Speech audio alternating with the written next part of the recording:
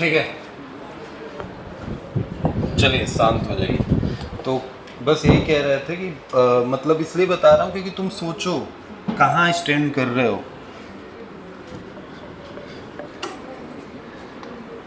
अभी 4 साल बाद वही आपका कंपटीटर बन जाएगा, बनेगा कि नहीं? तो आपसे आपसे वो कम दिमाग का थोड़े होगा। अरे भाई वो क्लास 6 में ही जान जाएगा मीटर ब्रिज क्या है। नहीं मीटर ब्रिज जानेगा तो 10th में तो जान ही जाएगा, क्योंकि 6 से वो लेवल दिया जा रहा है तो 10th तक आते आते तो मीटर ब्रिज जान ही जाएगा क्या होता है।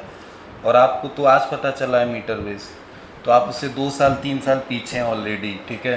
तो वो आपके 10th में ही आपके 12th के लेवल का कंपटीटर है। तो जाहिर सी बात है, बस यही रीज़न है, बहुत मेहनत करना पड़ेगा, बहुत। चलिए चैप्टर का नाम लिखते हैं EMI।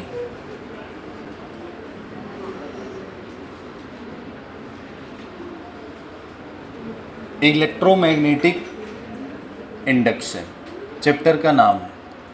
अब बात बंद कर लो, देखो बस 3 चीज़ दिमाग में याद रखो, बस 3 चीज़ चाहिए आपको। वही 3 चीज़ जब जिस दिन आपको मिल जाएगा आप हमेशा पढ़ लोगे। एक स्टूडेंट की लाइफ में बस 3 ही चीज़ होनी चाहिए।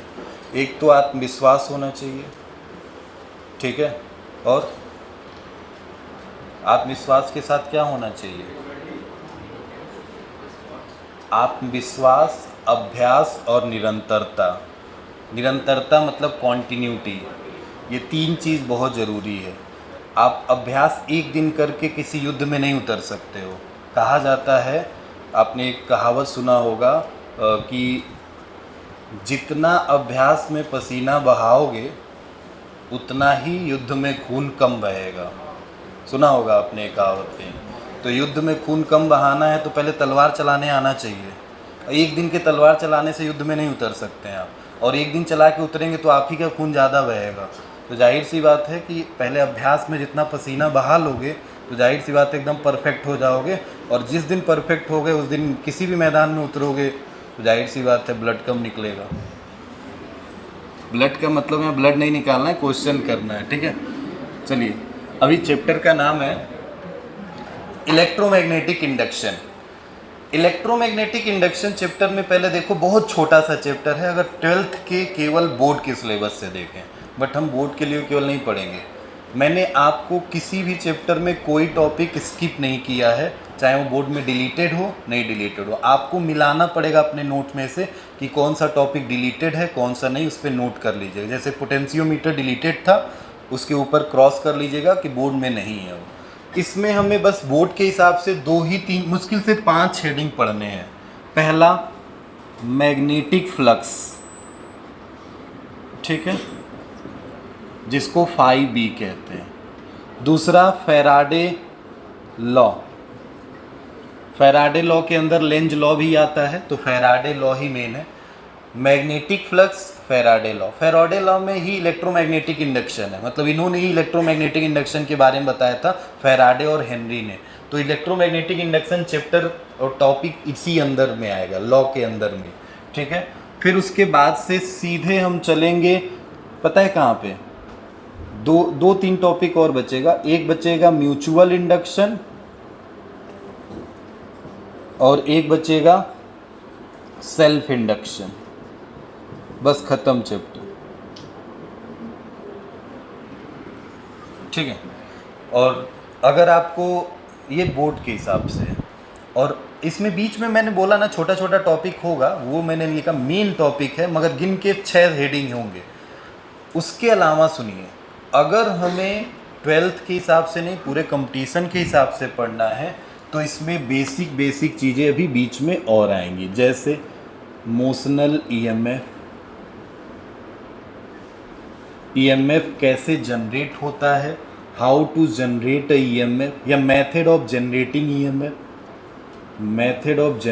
ईएमएफ, सब पढ़ेंगे हम, क्योंकि हमें आगे चैप्टर अभी एसी पढ़ना है तो उसमें जनरेटर पढ़ना है, इसमें भी जनरेटर आता है, ठीक है। तो जनरेटर और सर क्या, एडी करंट, और क्या, ट्रांसफार्मर, ठीक है, मोशनल ईएमएफ है, ठीक है। इतने टॉपिक हैं।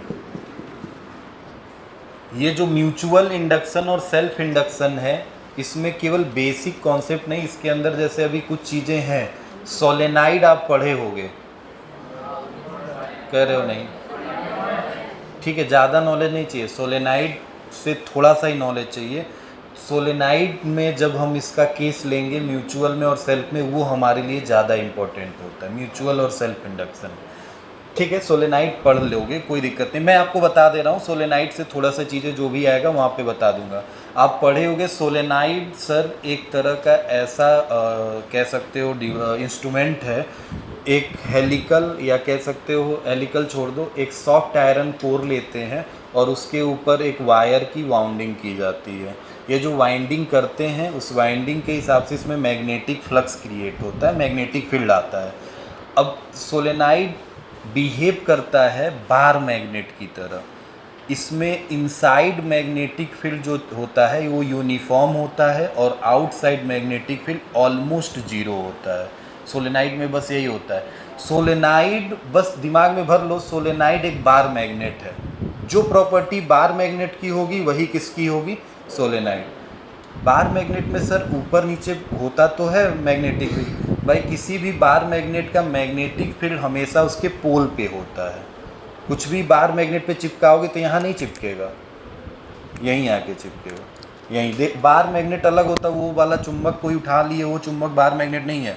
बार मैग्नेट जो तुम प्रैक्टिकल लैब्स में यूज करते हो, लंबा सा ऐसा होगा, लिखा हुआ नॉर्थ एंड साउथ, उसकी मैग्नेटिक फील्ड स्ट्रॉन्ग पता है कहाँ होती है, पोल्स पे ही होती है। बाकी यहाँ पे बहुत कम होती है, चिपक जाएगा हो सकता है वो, मगर ऑलमोस्ट मैंने बोला था ना, मैग्नेटिक फील्ड आउटर साइड में ऑलमोस्ट क्या होती है, जीरो।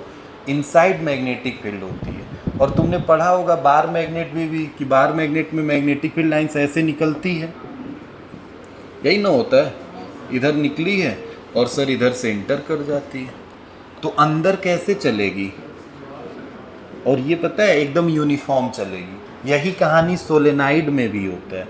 एक्चुअल में सोलेनाइड ऐसे ही तो बनाते हो, यही तो है सोलेनाइड। अब इस सोलेनाइड में क्या होता है, सोलेनाइड में इनसाइड मैग्नेटिक फील्ड ऐसे यूनिफॉर्म होती है, ठीक है, और आउटसाइड मैग्नेटिक फील्ड नहीं होती है। बहुत लोग को ये समझ में नहीं आता सर आउटसाइड क्यों मैग्नेटिक फील्ड नहीं होगी, तो ठीक है, आप ऐसा मत डरिए, मैं आपको पूरा मैग्नेटिज्म और magnetic effect of electric current chapter पढ़ाऊंगा। मैं इसीलिए जल्दी जल्दी सोच रहा हूँ कि ख़त्म कर लूँ, आप पढ़ लो एक बार, उसके बाद से मैं पढ़ाऊंगा रिवीजन वाले क्लास में। इलेक्ट्रोमैग्नेटिक इंडक्शन, सबसे पहला हेडिंग डालिएगा मैग्नेटिक फ्लक्स। पढ़े हो, ज़्यादा इस पे समय नहीं लेंगे। फाई और नीचे लिख लीजिएगा बी। बी क्या होता है, 2 चैप्टर पढ़ चुके हो तुम, मैग्नेटिक फील्ड वाला। मैग्नेटिक फील्ड इंटेंसिटी को बी से डिनोट किया जाता है, ठीक है।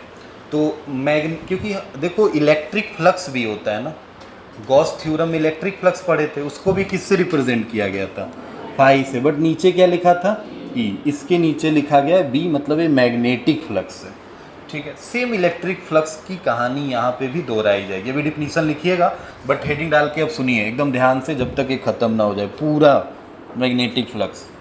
सुनिए, एकदम इलेक्ट्रिक फ्लक्स से लिंक करिएगा, जो इलेक्ट्रिक फ्लक्स में पढ़ा है वो भी याद होता हुआ चलेगा। सर इलेक्ट्रिक फ्लक्स क्या होता था, तो अगर किसी एरिया से इलेक्ट्रिक फील्ड लाइन सर पास करती थी ना, तो उसी को हम फ्लक्स कहते थे। बस कैसे इलेक्ट्रिक फील्ड पास होनी चाहिए थी, उस सरफेस के परपेंडिकुलर। देखो इलेक्ट्रिक फील्ड तो सर ऐसे भी जा सकती थी, क्या ये अभी फ्लक्स कहला सकती है, नहीं, हमेशा उस सरफेस एरिया के नॉर्मल पास होनी चाहिए। तो यहाँ से क्या डिफिनीशन बन जाएगा, अब यही चीज़ मैग्नेटिक फ्लक्स में भी अप्लाई होगा। वहाँ इलेक्ट्रिक फील्ड पास करता था, यहाँ पे कौन सा फील्ड पास करेगा, मैग्नेटिक फील्ड। 2 तरह की लाइन होती है ना इमेजिनरी लाइन में, एक होता है EFL और एक होता है MFL मैग्नेटिक फील्ड लाइंस। जैसे इलेक्ट्रिक फील्ड लाइंस की प्रॉपर्टी होती है वैसे मैग्नेटिक फील्ड लाइंस की। तो ये मैग्नेटिक फील्ड लाइंस जब इस एरिया से पास करेगा तो कैसे पास करना चाहिए? सरफेस के परपेंडिकुलर। अगर वो सरफेस के परपेंडिकुलर है तो ये तीनों क्या कहलाने लगेंगे? फ्लक्स। कौन से फ्लक्स? Magnetic flux. तो यहाँ मैग्नेटिक फ्लक्स कितना हुआ? 3। अभी बस समझो। अच्छा, सपोज दैट मैंने क्या इसको फ्लक्स में काउंट किया है? नहीं, हमारे पास बस फ्लक्स कितने हैं? 3, जो सरफेस एरिया के परपेंडिकुलर जा रहे हैं। जो ऐसे भी जा रहा था, क्या उसको काउंट किया है? अभी नहीं किया, बट आगे उसको कर सकते हैं। कैसे बताते हैं? सपोज करिए मैंने एरिया बढ़ा दिया। अब बताओ, क्या ये जो दो बाहर जा रहे थे क्या वो भी भाई इसी के अंदर आ जाएंगे? आ जाएंगे ना। ये जो दो बाहर जा रहे थे क्या वो भी अंदर आ गए? मतलब अब इस केस में मैग्नेटिक फ्लक्स कितना हो गया? 3 2 5 हो गया। मतलब यहाँ से एक चीज़ तुम्हें समझ में आया, सुनिए, कि सर मैग्नेटिक फ्लक्स होता है किसी सरफेस एरिया के नॉर्मल पास होने वाली मैग्नेटिक फील्ड लाइंस। किसी सरफेस से नॉर्मल पास होने वाली मैग्नेटिक फील्ड्स लाइन को ही क्या कहा जाता है? Magnetic flux. अब ये हमको एक एरिया दिया गया था, इस एरिया से मैंने मैग्नेटिक फील्ड लाइंस को पास किया। अब मैग्नेटिक फील्ड लाइंस इससे बस कितनी पास हुई? 3। सपोज दैट मैंने मैग्नेटिक फील्ड लाइंस की इंटेंसिटी बढ़ा दी।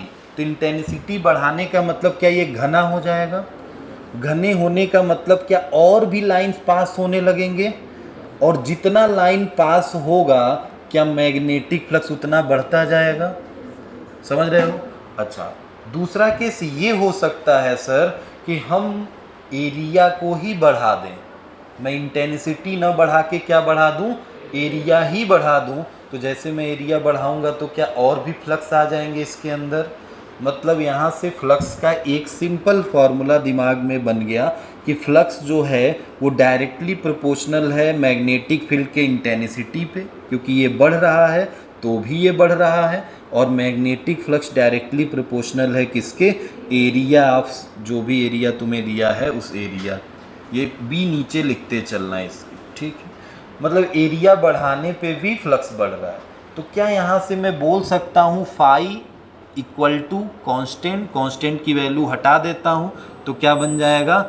B A. क्या कुछ याद आ रहा है? इलेक्ट्रिक फ्लक्स क्या ई डॉट ए होता था या ई ए बोलते थे? क्या ये भी वही आया? बी ए आया, मगर सर डॉट आता था इसमें, इसमें भी आएगा। सुनो, क्या हमेशा हमेशा मैग्नेटिक फील्ड इसके नॉर्मल ऐसे सीधे ही चलेगी क्या? सरफेस ऐसे दिया है तो क्या मैग्नेटिक फील्ड ऐसे भी तो जा सकती है, ऐसे भी जा सकती है, उसका मन। मगर हम उसमें से वही लेंगे जो इस सरफेस के क्या हो? परपेंडिकुलर। तो क्या कंपोनेंट ब्रेक कर लेंगे? तो जब ऐसे चलेगी तो इसका कंपोनेंट इसके डायरेक्शन में, एरिया के डायरेक्शन में क्या कॉस वाला आएगा? समझ रहे हो? फिगर से देखो। सपोज दैट मैंने ये एरिया ऐसे ही दिया, मगर मान लिया कि मैग्नेटिक फ्लक्स, अब मैग्नेटिक फील्ड लाइंस कुछ यूँ चल रही है।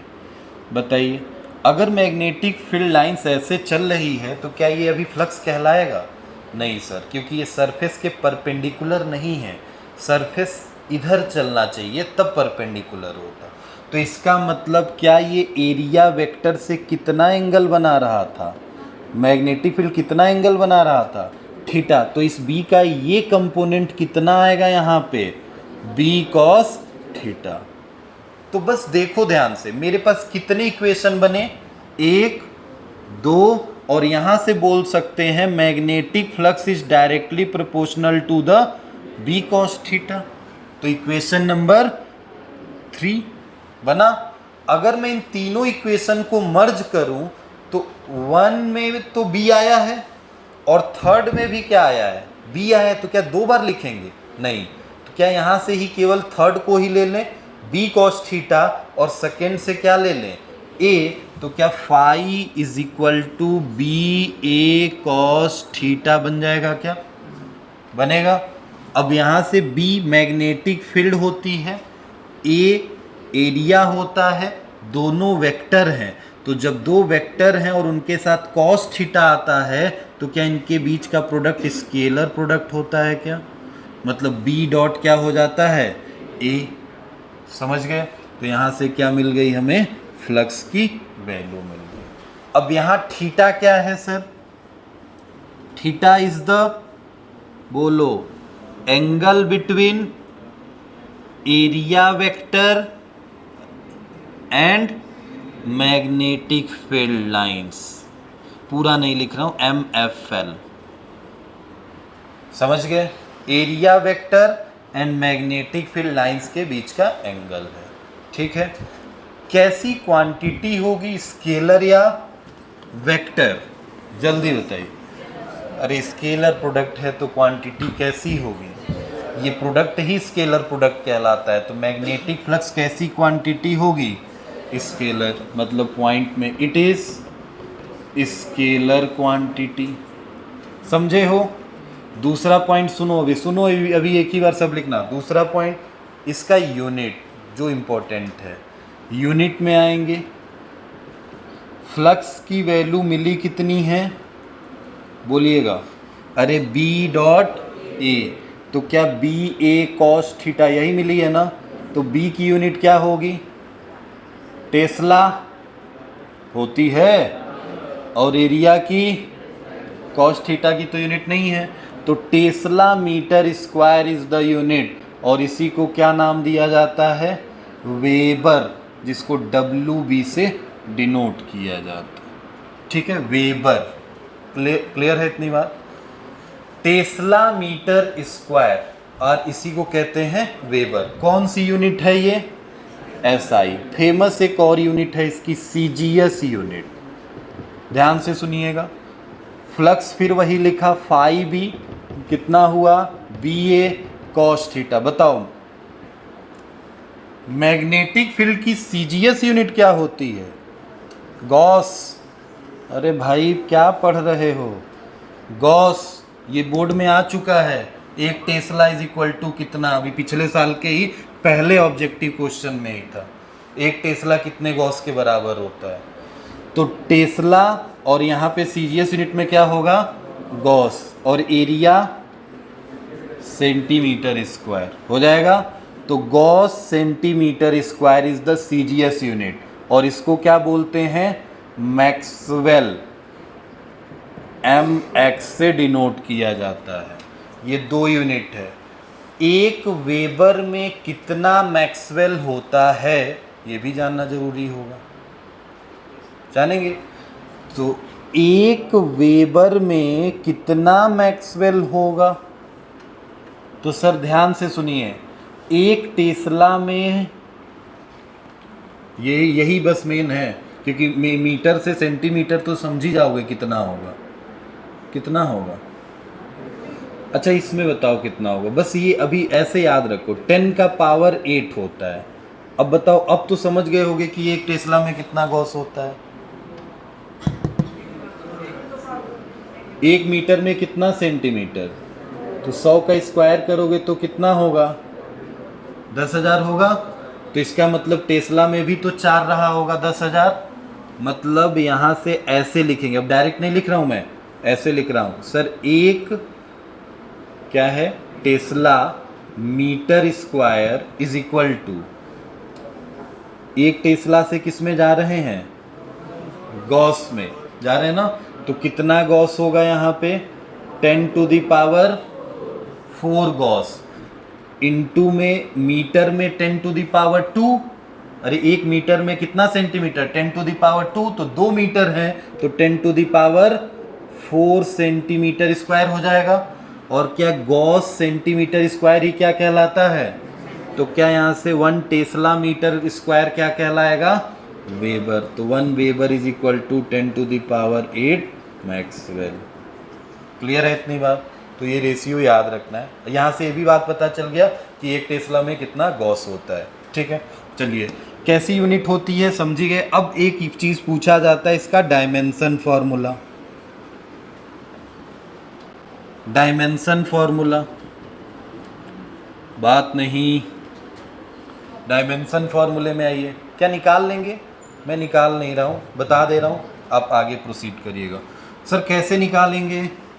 अरे सर बी का तो हमें याद ही नहीं है, हमें भी नहीं याद है बट मैं निकाल लूँगा। कैसे? मुझे पता है F is equal to Q भी बी साइन थीटा होता है। क्या होता है? Then B is equal to कितना हो जाएगा? F अपॉन क्यू भी साइन थीटा होगा। क्या? बस निकल गया। अरे फोर्स का पता है, चार्ज का पता है, वेलोसिटी का पता है, साइन थीटा का नहीं पता होगा, मतलब होता नहीं है। तो एफ क्यू भी तीनों का पता हो गया, बी का मिल गया, बी का मिल गया तो रख देना। और एरिया तो मीटर स्क्वायर ही होता है ना, मतलब एल स्क्वायर ही होगा, एल का पावर 2, खत्म, रख लो। Then phi is equal to कितना होगा? एफ अपॉन क्यू भी इंटू में ए। साइन थीटा लिखूं? चलो लिख देता हूँ, अच्छा लगेगा, बाद में इसकी वैल्यू उठा दूँ। बताओ M L T minus two, Q का कितना होता है सर? अरे ए टी होता है क्या -1 में?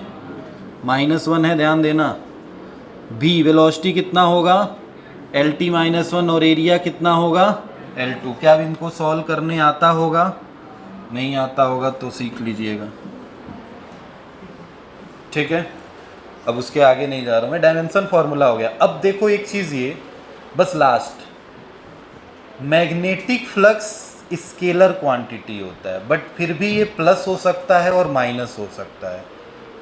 प्लस और माइनस डायरेक्शन चेंज होने पे तो होता है, तो इसके बाद डायरेक्शन होता है, तो इसको एग्जैक्ट स्केलर ना बोल के हम टेंसर बोलेंगे तो ज़्यादा अच्छा रहेगा, क्योंकि मैंने टेंसर क्वांटिटी बताई थी, ऐसी क्वांटिटीज़ के पास डायरेक्शन हो। सर कैसे डायरेक्शन होगा?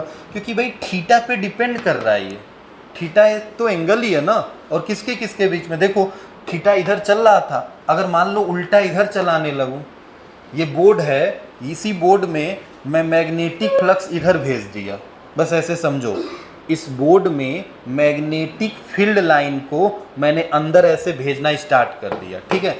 तुम इधर खड़े हो और मैं बोर्ड के उधर खड़ा हूँ, बताओ तुम्हारे लिए मैग्नेटिक फ्लक्स क्या होगा? तुम्हारे लिए मैग्नेटिक फ्लक्स क्या होगा और मेरे लिए क्या होगा? तुम्हारे लिए मैग्नेटिक फ्लक्स पॉजिटिव होगा कि निगेटिव होगा?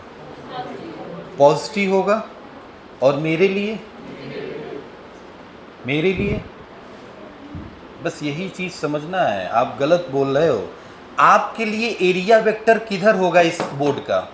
आपकी तरफ, और मैग्नेटिक फील्ड लाइन किधर चल रही है? तो एंगल क्या 180 हो गया, और कॉस 180 क्या माइनस होता है 1 में, तो क्या फ्लक्स निगेटिव होगा आपके लिए? और मैं उधर खड़ा था, तो क्या मैं जिधर खड़ा हूँ मेरे लिए बोर्ड का एरिया तो मेरी तरफ होगा, और फ्लक्स भी किधर आ रही है, तो क्या थीटा 0 हो गया, तो मेरे लिए फ्लक्स क्या हो गया? तो यहाँ से पता चला मैग्नेटिक फ्लक्स पॉजिटिव भी हो सकता है और नेगेटिव। अगर किसी एरिया में इंटर कर रहा है, आपके लिए इंटर कर रहा है, तो क्या निगेटिव था, और निकल रहा है तो मेरे लिए पॉजिटिव था। बस यहीं से कॉन्सेप्ट बन गया कि किसी एरिया में अगर मैग्नेटिक फील्ड लाइंस इंटर कर रही है ना, और तुम देख रहे हो खड़े होके, तो तुम्हारे लिए मैग्नेटिक फ्लक्स क्या होगा? नेगेटिव, ठीक है। और अगर कोई बंदा उधर है जिसको क्या लगे कि मैग्नेटिक फील्ड लाइंस निकल रही है, तो उसके लिए फ्लक्स क्या होगा? पॉजिटिव, ठीक है। तो मैग्नेटिक फ्लक्स पॉजिटिव और नेगेटिव हो सकते हैं, पहले नोट करो, इसमें लिख लेना डेफिनेशन में, magnetic field line passing through the normal from a given surface। Magnetic fields केवल लिखना, चलो ठीक है, magnetic field lines passing through the normal from a given surface is called magnetic flux. जितने भी नॉर्मल पास करेंगे वही, नॉर्मल मतलब एरिया के डायरेक्शन, मतलब सरफेस के परपेंडिकुलर।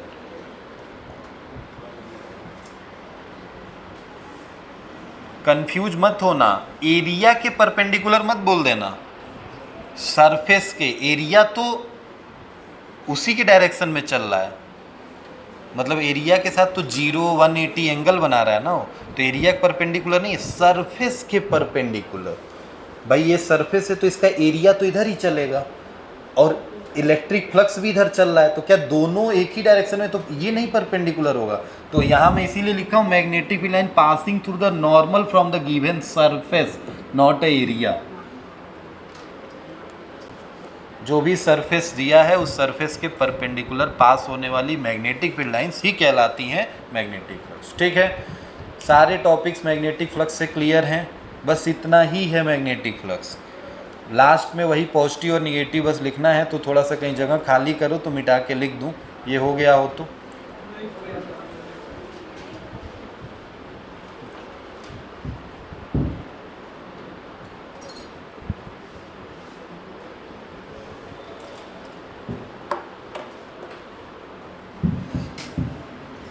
फिगर बना लिए हो?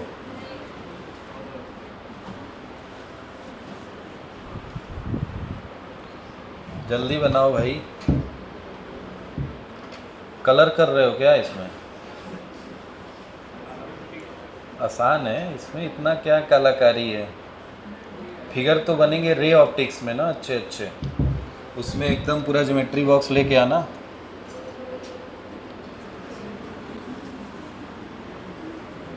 क्या क्या होता है ज्योमेट्री बॉक्स में, याद है कुछ कि भूल गया है?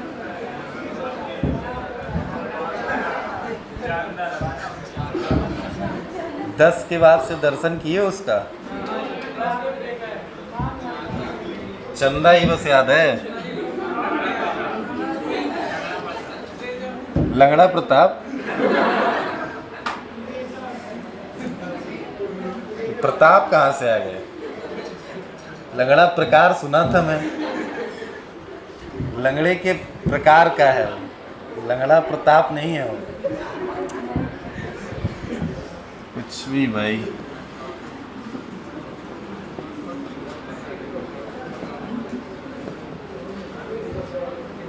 एक सीधा भी प्रकार होता है उसमें। ठीक है ठीक है ठीक है, हो गया। फ्लक्स जो होता है पॉजिटिव हो सकता है और नेगेटिव। ठीक है, सुनिए बात नहीं, बस ये लिख लीजिए लास्ट में, फ्लक्स पॉजिटिव हो सकता है और नेगेटिव। पॉजिटिव सर कैसे हो सकता है? तो मैंने अभी बताया, मेरे लिए पॉजिटिव था ना, मतलब मेरे लिए कब था? जब निकल रहा था। तो जब निकल रहा था मतलब फ्लक्स ऐसे निकले और तुम यहाँ खड़े हो, मतलब किसी सरफेस से अगर फ्लक्स निकल रहा है ऐसे, तो ये फ्लक्स क्या होगा? पॉजिटिव। और अगर किसी सरफेस में मैग्नेटिक फील्ड लाइंस क्या कर रही हो? अरे इंटर कर रही हो, तो इंटर कर रही हो तो तुम्हें पता चलेगा ना कि इंटर कर रही है। तुम्हें कैसे पता चला? क्योंकि तुम खड़े हो इधर, तभी तो पता चले कि इंटर कर रही है। तो इसका मतलब तुम्हारे लिए एरिया इधर हो गया और फ्लक्स इधर हो गया, तो जाहिर सी बात है क्या 180 और 180 हुआ तो फ्लक्स क्या हो जाएगा? नेगेटिव। ठीक है, तो फ्लक्स पॉजिटिव नेगेटिव, मतलब नेगेटिव तब होगा इंटरिंग फ्लक्स नेगेटिव होता है, और जो बाहर निकल रही है क्या लिखेंगे? बाहर निकलेगा। इंटरिंग तो हो गया,